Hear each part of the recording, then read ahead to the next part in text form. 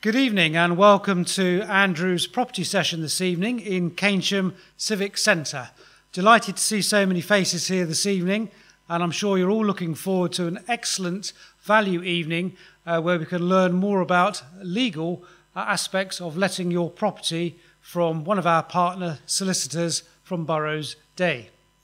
The Andrews group of companies operate from Keynsham, and tonight we are represented by our colleagues from Estate Agency, Lettings, Land and New Homes, Leasehold as part of our group consideration.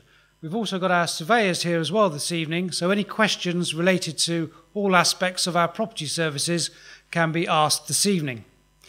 These property sessions started about 2 years ago, and this is actually the 57th property session that we've run for our landlords. They're always very well attended, and attendees go away with lots of new information to help them run their property investments. Tonight, we're delighted to invite Benita Walters from Burrows Day Solicitors, who will be talking about some of the key aspects of letting your property from a legal aspect. Recently, there's been a lot of changes to lettings law from 1st of October, and Benita will be able to tell you all about those changes to help you manage and maintain your property investment.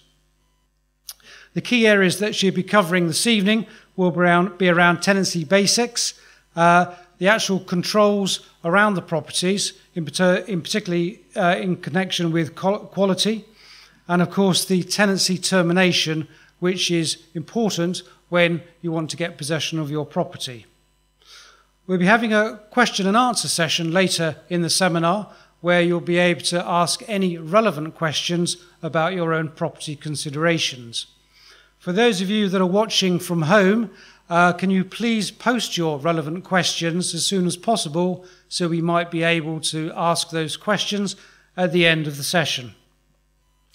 The session will last between about 40 and 45 minutes, and at the end of the session we will go offline, and those in the room this evening will be able to ask any relevant technical questions with the experts in the room. So please may I welcome Benita to the stand to give her presentation for the clients here this evening. Thank you. I'm Benita Walters from Quality Solicitors Burrows Day. I hope you have all heard of us. If you haven't, I'm shocked. We have been around since 1829 when Benjamin Burrows set up a law practice in Bristol. And we have come a long way in the last 200 years. We now cover all major areas of civil laws for businesses and individuals. So if after this evening, if you have got any questions about any aspects of law at all, we're always happy to have a chat with you. Do give us a call at any time, and we're always happy to have a chat with you over the phone and give you some pointers free of charge. This evening, I'm going to cover the essential basics and your obligations as landlords, both during and before the tenancy, the steps that you can take to minimize the chances of things going wrong with your letting and to maximize the chances of regaining possession of your property if things don't go to plan. And lastly, I'm going to run through the legal requirements for terminating a tenancy and the court process for regaining possession. As we go along, I will touch on the new and pending legislation that you need to be aware of. I expect that many of you would be familiar with the letting process, and some of you might have letting or managing agents to do everything for you. But ultimately, you are the landlord and you need to know the ins and outs of lettings. And I might speak about scenarios that you haven't had the need to think about, but there's no harm in knowing what to do in case it happens to you. If you take all the right steps, and if things go wrong, you will stand a much better chance of getting things sorted without incurring too much time and costs. And I thought that the best way to go through everything is to go through each stage of the letting process. Pre-tenancy, getting consent. If you have a mortgage other than a buy-to-let mortgage or a leasehold property, remember to get consent from your lender and from the management company. You should also check with your insurance company to make sure that your policy will continue to cover after the property is let. Landlord's license, this may or may not apply to you, but properties in selected areas are required to get a license from the local council before it is let. For instance, Easton in Bristol is one of those areas. And we know of a landlord and his managing agent who didn't get a license for his 5 properties, and he was fined £1,000 per property by the council. You can check with your local council to see if your property needs a license, or Google the landlord licensing scheme for more information. Landlord's insurance. Think about whether you or not you want to take out landlord's insurance to cover tenants' default or breach of other terms of the tenancy. It is an additional expense, but not a few years ago, I have to sort out a landlord whose tenant turned the house into a cannabis factory. And apart from the cost of eviction and the rent arrears, she has incurred about £30,000 of cost to put the property right again. But luckily, she has landlord insurance to cover the rent arrears and the eviction costs.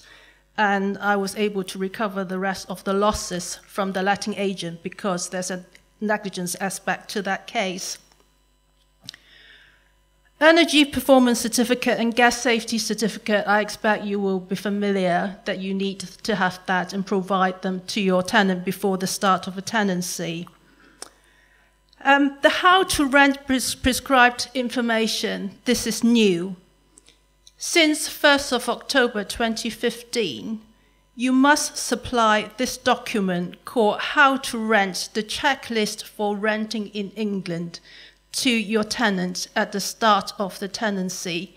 You can get a hard copy or an email copy from the Department of Communities and Local Government website. Just Google www.gov.uk. Smoke alarms and carbon monoxide alarm, I expect all of you would have heard about it. From 1st of October onwards, you must have a smoke alarm on each floor of the building, and you must have a carbon monoxide alarm if there is a solid fuel appliance in the property. So, for instance, a wood burner or an open coal fire. Now, gas boiler is not covered by the new legislation, but because it can also emit carbon monoxide, my advice is if you have a gas boiler in the property, install a carbon monoxide alarm as well. Fire safety and electrical safety, it is not an absolute requirement, but you must make sure, because as a landlord, you have an obligation to make sure that everything in your property is safe. So make sure that all your furniture and furnishings are fire retardant. I would say at the very least, provide some sort of fire blanket in the kitchen. And of course, check that all your electrical appliances and all the wirings are safe. Immigration check.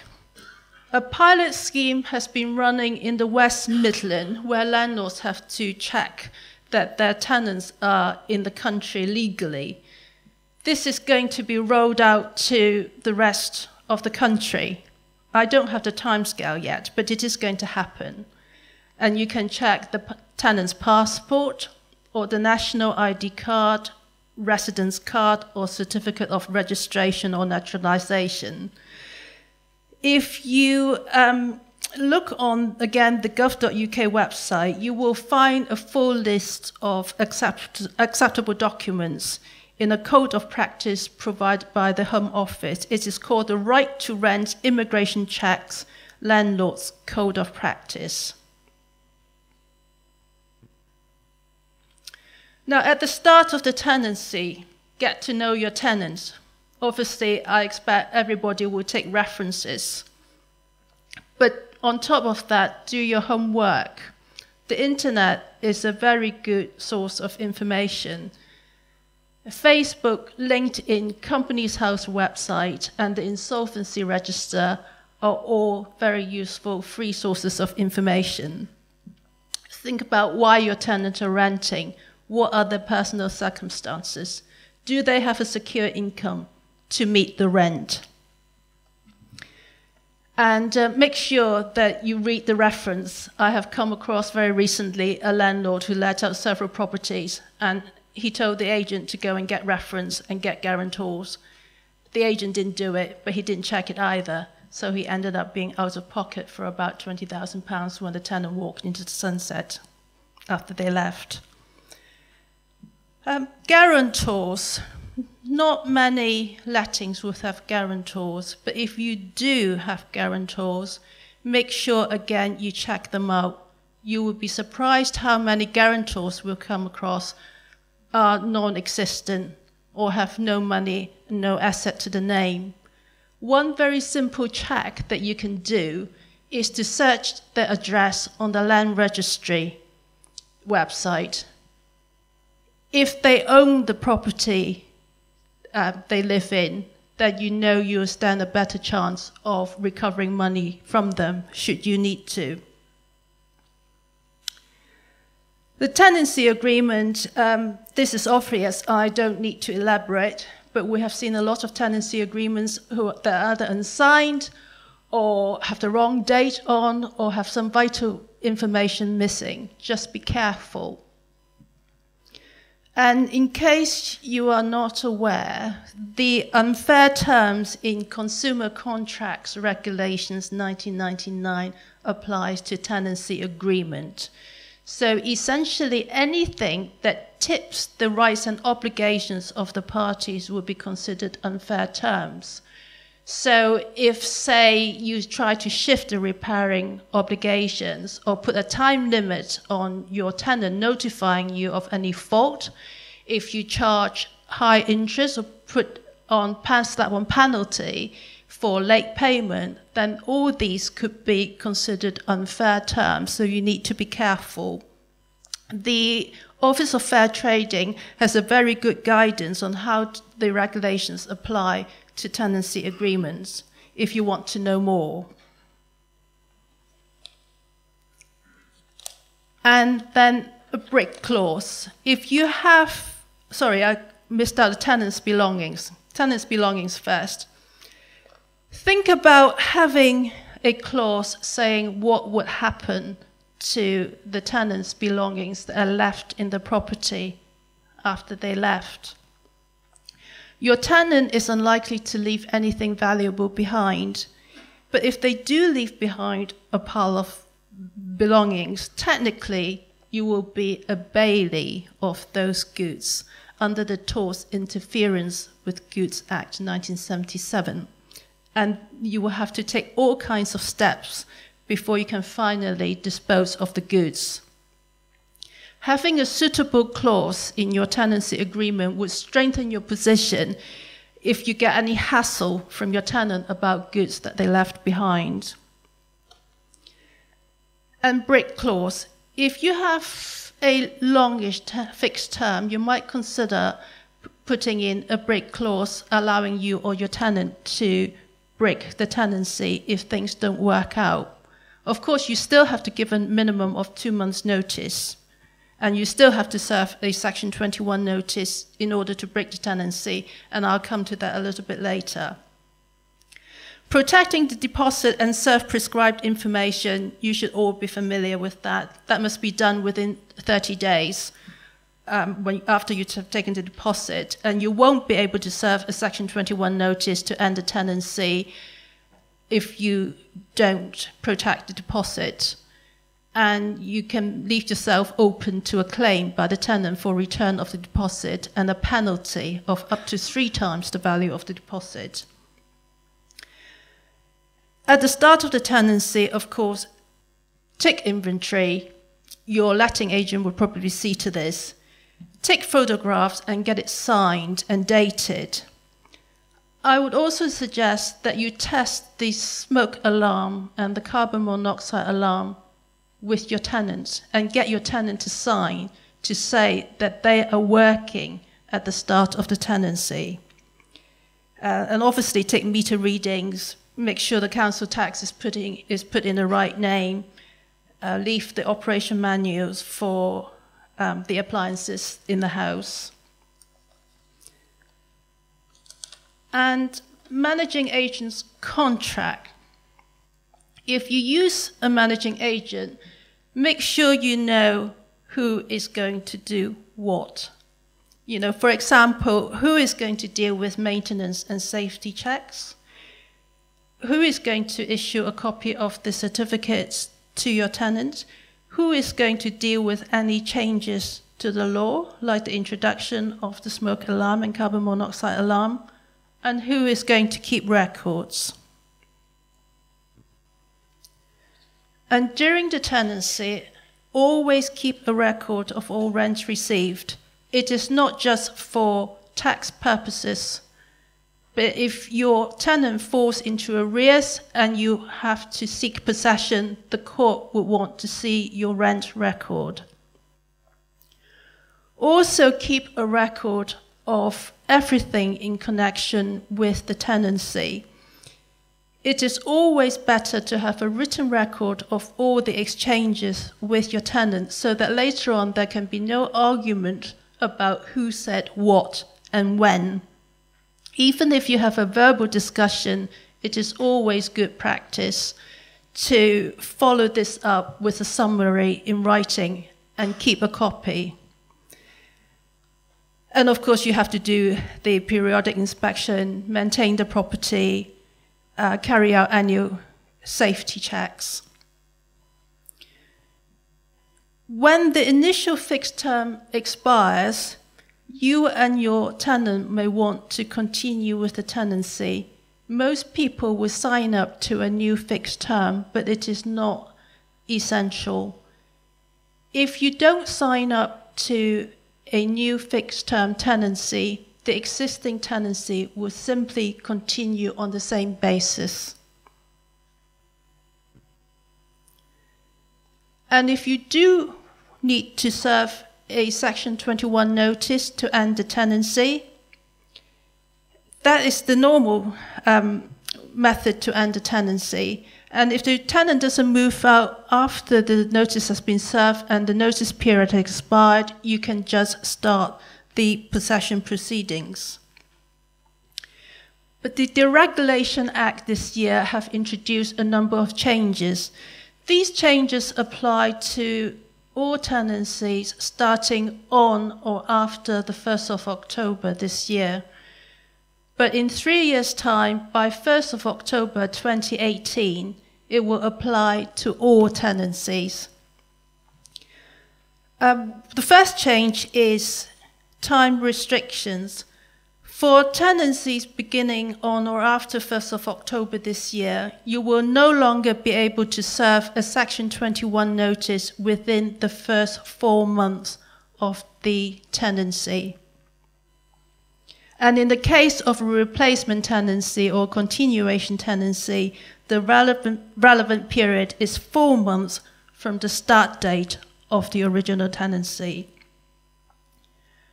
And once you have served a Section 21 notice, it has a shelf life of 6 months from the date you served the notice. You must issue possession proceedings if your tenant doesn't move out within 6 months. In other words, you use it or lose it.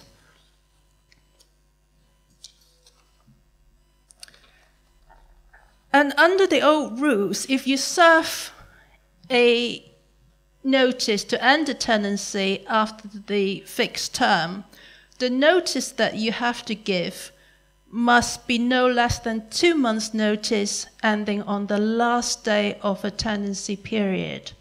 And this was where a lot of landlord and managing agents fall down by calculating the wrong termination date. But this is now no longer a requirement. All you have to do is to give a minimum of 2 months' notice. But you must still be careful that the notice is no earlier than 2 months from the date you serve the notice, and it is always good practice to leave a bit of leeway and add a few more days to allow time for the notice to reach your tenant so that there can be no argument about short service. And rent refund. When a Section 21 notice is served and the tenant then moves out in good time, all the rent that has been paid that covered the period after the tenant has moved out must be refunded to the tenant if it is more than 1 day's worth. That means a tenant who has paid the rent for the notice period can leave early and have some of the money back. If you are in breach of any of your obligation as a landlord, you will not be able to serve a Section 21 notice, and this is any obligations at all, including providing your tenant a copy of the How to Rent booklet. And if a tenant makes a complaint about the condition of your property, you must respond in writing within 14 days saying what you're going to do about it and within what time scale. If your response is not satisfactory, or if you fail to respond at all, your tenant can complain to the local authority, and the local authority can then inspect. And if the local authority then serve an improvement notice on you or carry out urgent remedial work, then any Section 21 notice that you have served would be invalid, and you will also not be allowed to serve another Section 21 notice for 6 months. These sort of changes obviously will have ramifications for landlords, because you may get more technical complaint about the condition of the property. And I guess what is likely to happen is if you have a difficult tenant who is also in rent arrears, you're more likely to use a Section 8 to evict the tenant rather than just serve a Section 21 notice. A Section 8 notice is normally used when your tenant is in rent arrears or in breach of other tenancy terms. Unlike a Section 21 notice, a Section 8 can be used during the fixed term, and the notice period is 14 days as opposed to 2 months for a Section 21 notice. There are 17 grounds for the court to grant you possession under Section 8. Some of the grounds are mandatory and some are discretionary, which means that it is up to the court to decide whether or not to give you possession. Rent arrear is a mandatory ground, and the court must give you possession if you fulfill the legal requirements. But there are drawbacks. With a Section 21 notice, provided that possession is all you want, you can use the accelerated possession procedure. It can be dealt with as a paper exercise, and so long as your tenant doesn't put up a defense, then you will get a possession order. It is quicker and it is cheaper. With a Section 8, you can start possession proceedings sooner, but the tenant must be in rent arrears, no less than 2 months rent arrears, when you serve the notice, at the time when you start possession proceedings, and on the date of the hearing. So if you get a tenant who just managed to bring the arrears down just below 2 months, you will not be able to get an outright possession order. I will speak a little bit more about this later. A Section 8 procedure is also more expensive because there will always be a court hearing. And how quickly you can get a court hearing would depend how busy the court is. There are also more preparations to do. We have to do witness statements, proof service of the notice, and get up-to-date arrears figures. Although with the Section 8 claim, you can also claim judgment for rent arrears. But in practice, a tenant who is either unwilling or unable to pay will just walk off into the sunset after the eviction. You are unlikely to be able to get any money back off the tenant. Most of the time, you wouldn't know where they have moved to. And in practice, with nearly all the possession cases we dealt with, the landlord is just seeking possession rather than rent arrears. So whether you use Section 21 or Section 8 will depend on your circumstances, and I have done a little comparison table between the two notices. Generally, if you have a tenancy that's still got quite a long period to run, or if you think that your tenant won't be able to pay off any of the arrears or concoct any defense or make a counterclaim against you, then use a Section 8. Otherwise, use a Section 21. But what about if your tenant is in breach of other terms of the tenancy? Mainly, most of the breaches are discretionary grounds, and I would always say use a Section 21. Don't rely on the court exercising its discretion to grant you possession. And if you do find yourself having to evict a tenant, what can you expect? Well, firstly, you have to take them to court, either under Section 21 or Section 8. You will have to pay a court fee. Currently, it's between £250 to £280, depend whether you are issuing on paper or whether your claim is one that could be issued online. There are discussions about increasing it to somewhere between £325 and £355. So watch this space. It is still under consultation.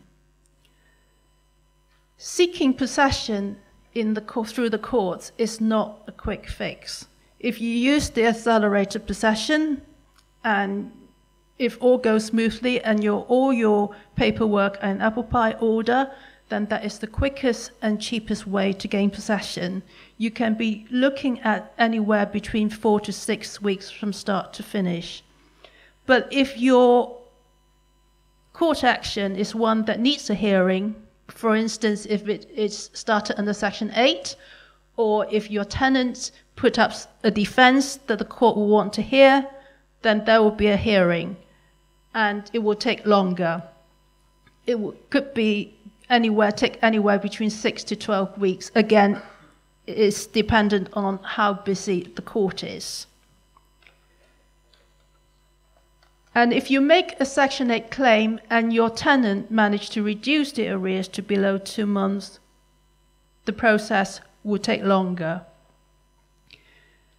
However, persistent rent arrear is a discretionary ground for possession. So you can try asking the court for a discretionary ground possession order. It would just mean that you may not get a possession order because the court can exercise its discretion and refuse. Alternatively, you can also see if the court is willing to grant you a suspended possession order so that if your tenant's rent arrears were to accumulate again, you don't have to go back to court. You can go straight to the bailiffs if your tenant doesn't move out. I would add that if there's anything about your claim that needs looking into, for instance, if your tenant claims disrepair, then your claim is very likely to be adjourned. That is why at the outset I advise you to keep good records about everything in connection with the tenancy, so that if your tenant does put up a defense, you will stand a better chance of seeing off the tenant and answer the points raised in the defense if you keep good records. And if there's a court hearing, there will obviously be a lot more preparations. And most landlords at this stage would instruct solicitors to represent them. And we will do all the preparations for you and represent you at the hearing. If you are successful in getting a possession order, you can expect the court to give you possession within 14 days. The tenant can apply for an extension for up to 42 days, but this is very, very rare. More often than not, if you have to go as far as going to court to get possession, your tenant is not going to leave until the bailiffs knock on the door. Currently, the fee for a bailiff's warrant is £110. When you apply for a warrant, the bailiff will fix a date and time for possession, and then they will come to the property. You need to be there on the day with a locksmith, so that as soon as the eviction has taken place, you can change the locks to prevent the tenant from going back in. The tenant can appeal or sometimes apply to adjourn the eviction, but this is, again, very, very rare, and it rarely succeeds. Lastly, before I finish, I want to say a few words about surface, because quite often this is where most landlords fall down. Always allow time for surface. If you think your tenant is going to be tricky, then if it is practicable, serve the notice yourself in person, go to the property and put it through the door. Take someone with you so that you have a witness, and make a note of the date and time of service. Alternatively, you can serve by first-class post. If it is not returned by the post office, that means it is posted and delivered, or you can use track delivery. But if you use recorded delivery, then just be a little bit careful, because if your tenant is tricky about it, he won't sign for it. And so the notice, they can say that they have never actually received the notice. And I would emphasize that most tenancies go without a hitch, but if you have any questions or concerns about your tenancy at all, just give us a call. We have a specialist service for landlords which is broken down into different stages. You can instruct us to check your tenancy agreement, prepare and serve the notice, issue possession proceedings, do all the preparation, and represent you at the hearing. You can use us for the whole process or just for part of it. It is all done on a fixed fee, so that you will know exactly what we're going to do for you and how much it's going to cost. And if you are going to sell or buy a property, if you Google Quality Solicitors Borough Stay online, we have a conveyancing fee calculator. And by putting in the price, it will show you exactly what the legal fees are going to be and what the disbursements and VATs are going to be. So you know exactly what you're going to pay. So that brings me to the end of my presentation, and let me pass you back to David Westgate for the question and answer session. Thank you very much, Vanessa.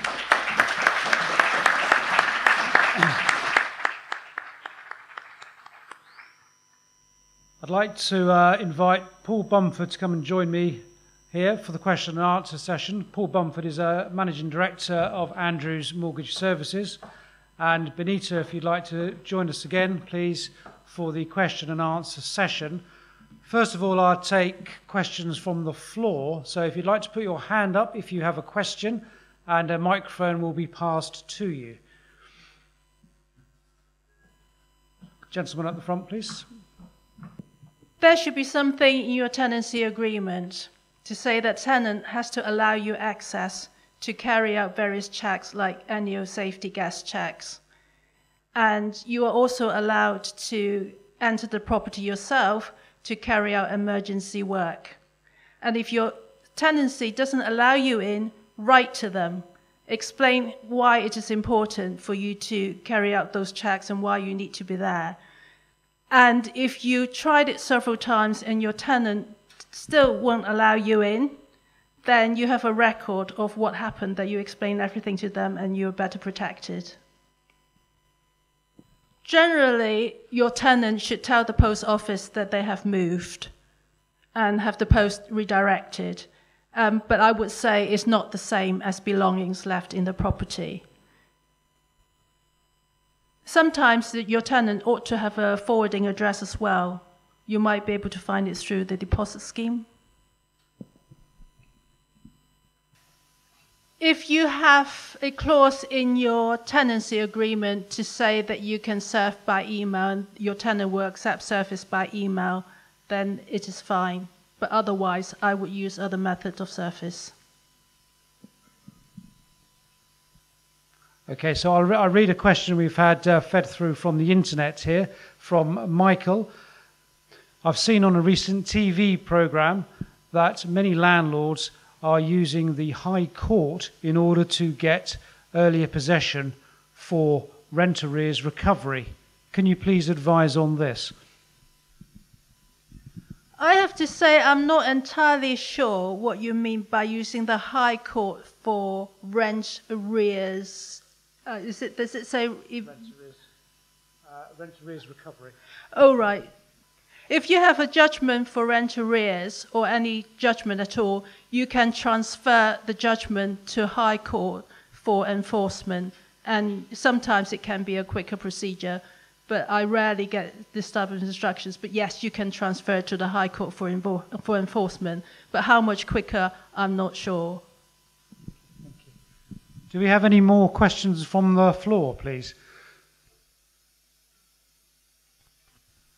I think speaking practically from a managing agent's point of view, when there's a new piece of legislation, quite often it takes 2 or 3 months to unravel practically how we operate the legislation.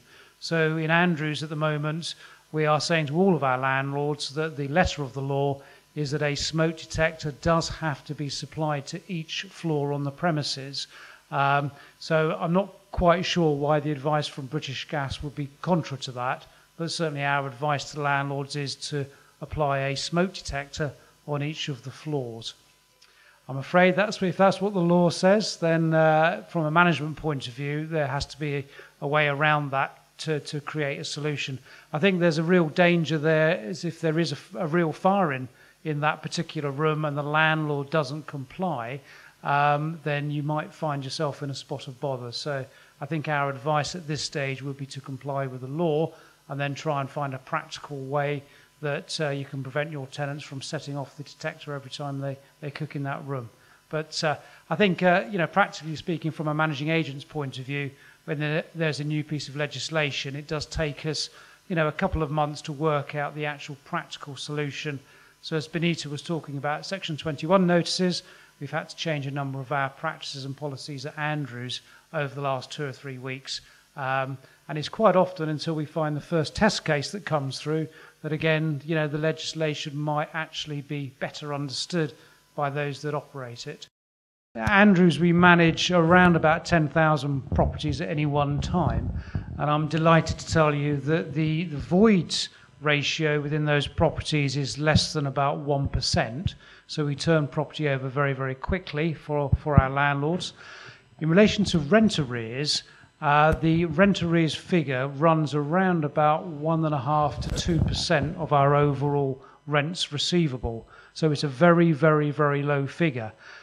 Practically speaking, from a managing agent's point of view, we like to try and agree with our landlords and tenants something called a mutual surrender on the tenancy if the tenant finds difficulty in paying the rent, which actually avoids having to serve notices and avoids having to actually go to court and avoids a serious arrears situation.